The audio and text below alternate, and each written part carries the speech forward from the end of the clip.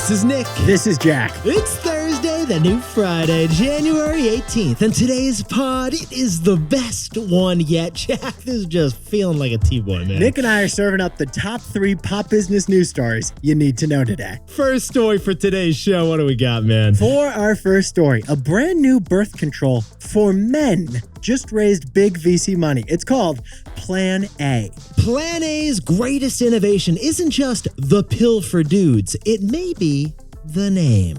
For our second story, JPMorgan Chase just revealed that they get cyberattacked 45 billion times a day. Okay, when Jack and I heard 45 billion every day, we had to jump in T-boy style. We had to. For our third and final story, it's WhatsApp. WhatsApp is the fastest growing messaging app in America. Because WhatsApp is uniting an America divided by iMessage and Android. But besties, before we hit that wonderful mix of stories. I mean, what a mix of stories, Jack. Love the mix today. Great mix. But Nick, would you give out your personal phone number? To the entire company? Because the CEO of Adidas just did that. Get this, Yetis. Adidas CEO literally handed out his digits like he's dating. This story is about Bjorn Guden, the CEO of Adidas, who shared his personal cell phone with all 60,000 employees of Adidas. How you like them apples? Jack, can you whip out your phone? How many contacts you got in there, man? I just checked. I have 1,000 contacts in my iPhone. Bjorn Guden just added 60,000 contacts to his cell phone. That's right. All 60,000 employees of Adidas now have the CEO's personal phone number. 60,000 contacts. Jack, can you sprinkle on some context for us, please, over there? Yeah, last year, Adidas had a rough year. The company lost $800 million. There was the Kanye drama, it hurt Adidas sales, and now the CEO wants to show employees that he's listening. He did it to boost morale, according to Fortune magazine. But Jack, I gotta ask the question for you over here. Did those 60,000 employees contact their CEO now that they got his number? Yeah, Nick, they did. According to the CEO of Adidas, he gets 200 calls every week from random workers at the company. Holy Stan Smith, 200 calls a week, Jack. Are you kidding me? They're probably like, hey, Bjorn, can I get a soda machine on the 3rd floor near the factory? Bjorn, I got an idea for our logo. What if we had a 4th stripe? Hear me out. Hey, Bjorn. Just saying hi. Hey, Bjorn, you look fantastic today. So, Jack, what's the takeaway for our buddies considering sharing their numbers with the entire company? Just do it. You see what we did there? Hold on one sec, Jack. I gotta make a quick phone call before we kick off the show. Is that Bjorn? Bjorn, it's Nick and Jack. Tell him I love his shoes. Jack loves your shoes. Can we hit our 3 stories? He says we can hit our 3 stories, Jack. Ach, yeah. That's a nish-nished. Mach schnell. Let's do it, Jack. 15 years before this song, 2 boys from the Northeast met in the dorm. They had an idea that caused a cultural storm. It's the best one yet, but the best is the norm. Jack, Nick, that's it. I don't even think they need to practice. 50%, that's a fat tip. T-Boy City on your at list. If you know, you know, cause we ready to go. We can't wait no more, so just start the show. Start the show. For our first story, NextLife Sciences just raised money for a brand new male birth control. It's the dude pill. It's the dude pill. But the most important part of this product may actually be its name. I'm sorry, Jack. You know who I hope is listening right now?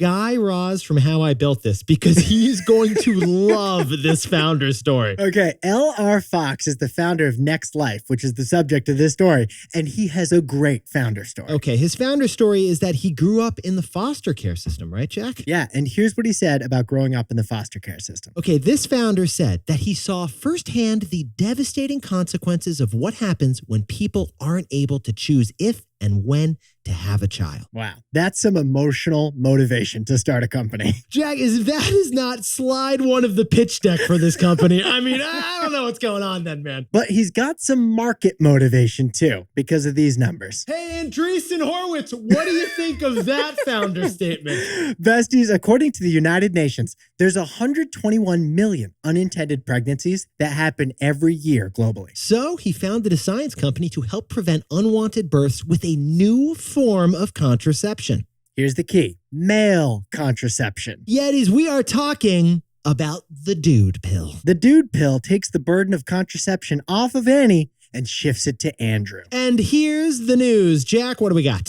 His company, NextLife, just raised $2.5 million to bring their product, Plan A, to market. And now, Yetis, this is a small fundraise compared to the others we've covered on the show, but this is a huge innovation, so we wanted to jump in T-Boy style. Plan A is the name of the product, and it created a non-surgical alternative to a vasectomy. Jack, can we say this is a vasectomy in a shot? You can do that. It's non-hormonal, it's reversible, and it's long-lasting male birth control. And now the key for any biotech company is the technology, right, Jack? They say they've developed a proprietary substance. It's like a gel that, when injected, will filter out sperm. And this isn't a daily kind of a thing. Like, if you get this injection, this will last for 10 years. That's right. If you get Plan A when you're 18, you won't have a baby until you're 28. But let's say you're 23, you start getting a little baby fever.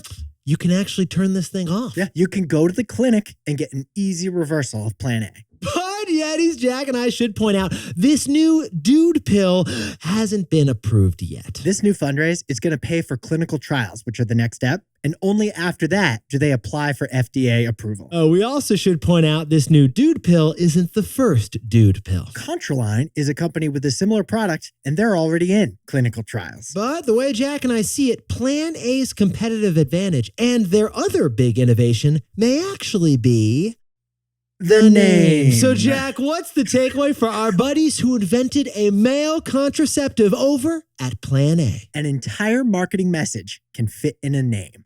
Yeah, it is a little marketing 201 here. There are 3 stages in a great marketing message. First, the company has to pique a consumer's interest. Here we are. Then the company has to educate the consumer. What we are. And finally, the company has to convert them into a customer. How you get us. That's why Plan A is such a brilliant name.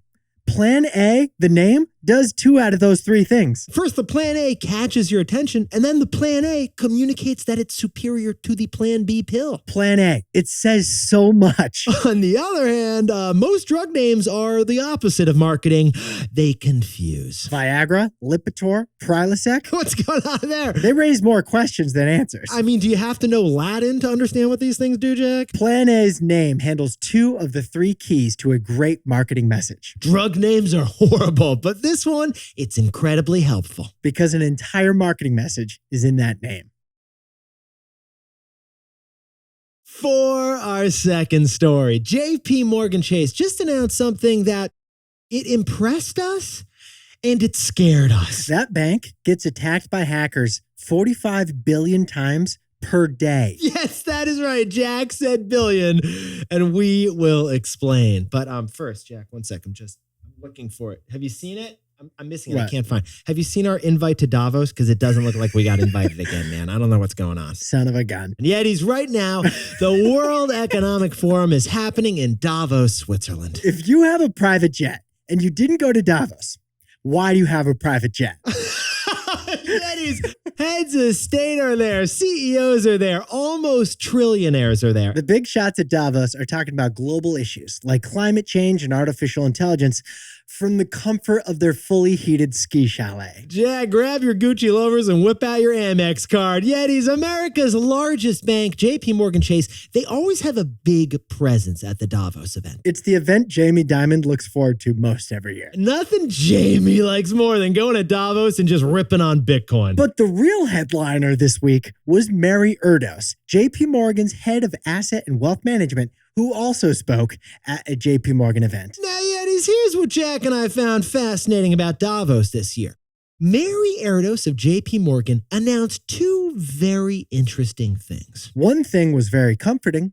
The other was not. No, it was not. So, Jack, let's start with the first comforting thing. What was that exactly? She announced that JPMorgan has 62,000 tech workers on the payroll. Jack, can we sprinkle on some more technical context, please? It's a lot of tech workers. That's 60,000 more techies than OpenAI has. JPMorgan has 60,000 more techies than ChatGPT does. And their job is to protect the bank's computers and digital systems from hackers. Their job is to be the digital equivalent of a vault and keep your money safe. That makes me feel safe. That's nice. I'm feeling great right now. What can we do to just make me feel worse, Jack? Here's the not so comforting shocker that they also announced. JPMorgan Chase suffers 45 billion cyber attacks a day. She had to repeat it so we're going to repeat it too. Not million, 45 billion cyber attacks. Not per year, per day. Nick and I crunched the numbers. JPMorgan gets hacked 500,000 times per second. Jack, they just got hacked a million times.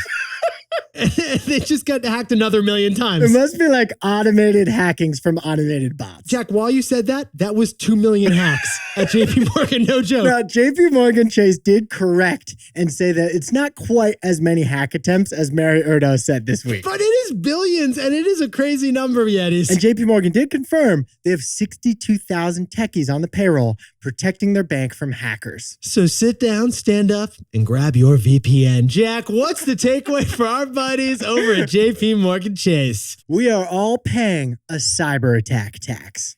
Yetis, guess what? The huge number of cyber attacks on JPMorgan, it's only being amplified by artificial intelligence right now. She said that the hackers are smarter, savvier, quicker, more devious, more mischievous, thanks to AI. Well, JPMorgan, they have the resources to protect themselves. They splurged $15 billion on technology last year. But unfortunately, we end up paying for that, as JPMorgan passes those costs on to us in the form of fees or higher interest rates. Yeah, the overdraft fee, the fee, they're using that money to pay for all those techies. So the top priority of all those leaders in Davos right now is to create AI safeguards. They're trying to add a sheriff to the wild west of AI. So that the bank can stop spending so much money on its digital vault. Which ultimately will lead to lower fees for us. Until then, we're all paying the cyberattack tax. And another million attacks. It's actually billion, not million. For our third and final story, the fastest growing message app in America, it's WhatsApp. WhatsApp is surging because messaging is beating scrolling.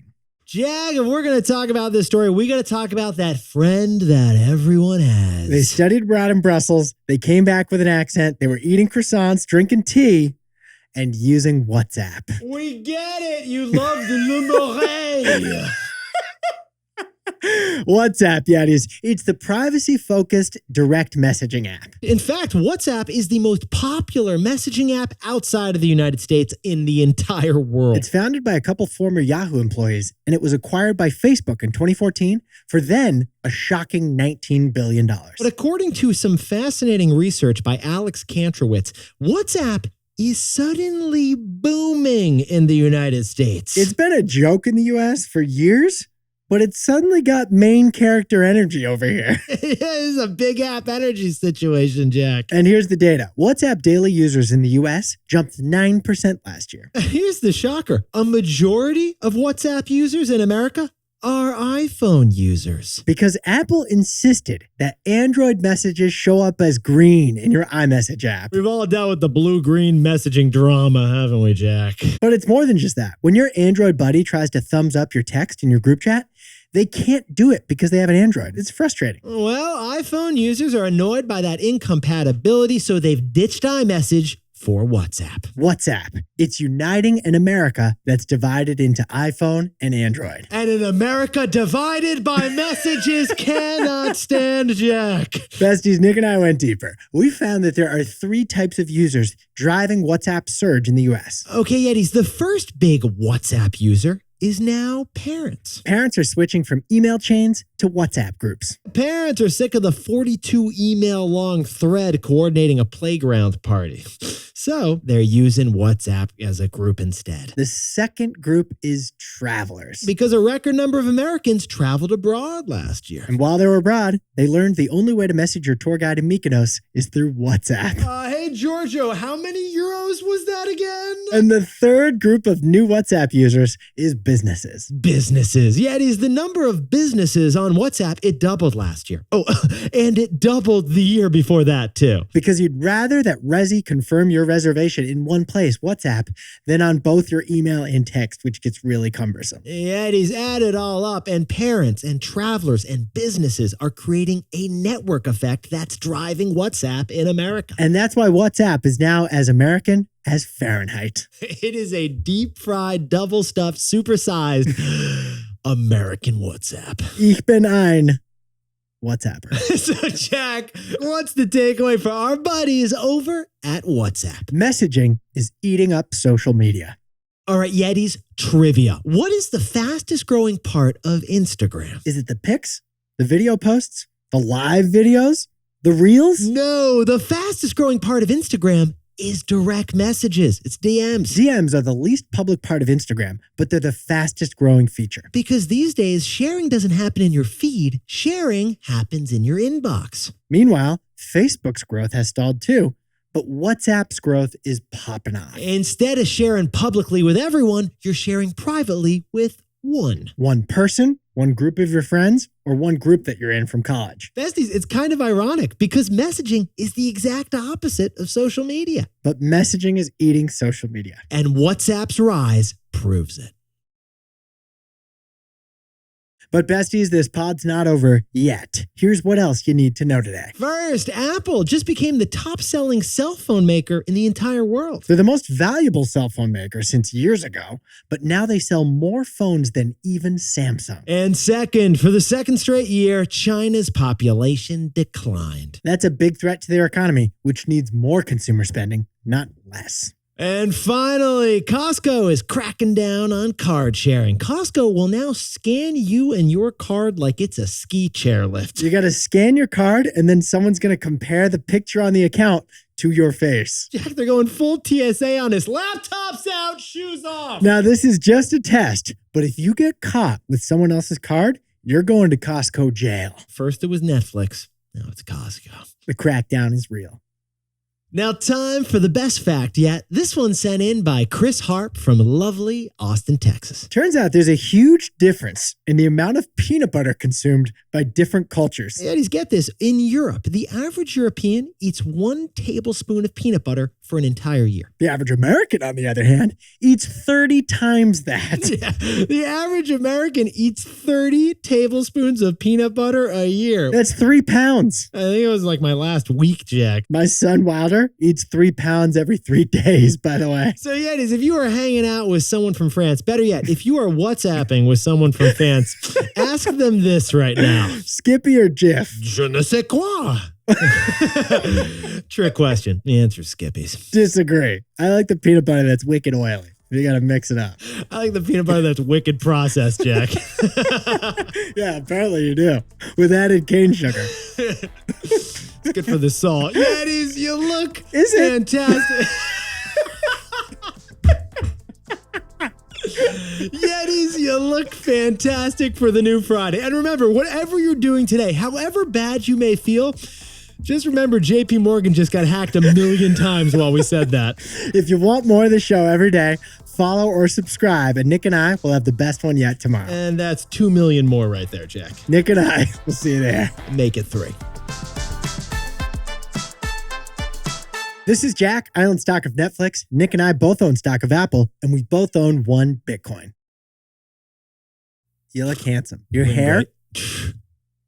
I don't know how you get it to like poof up like that. Why doesn't gravity impact your hair like it impacts I wish mine? I could control It looks like you're in a zero gravity environment. It's like engineering infrastructure in there. It is. Balsa wood. Balsa wood. That's the softest wood. Yeah. Great. It seems to be predominantly used for school projects. Agreed. I built like a little bridge with balsa wood. What's your big balsa wood market? Well, honestly, it's 3rd grade science classes. Numbers are up this quarter thanks to the big school projects.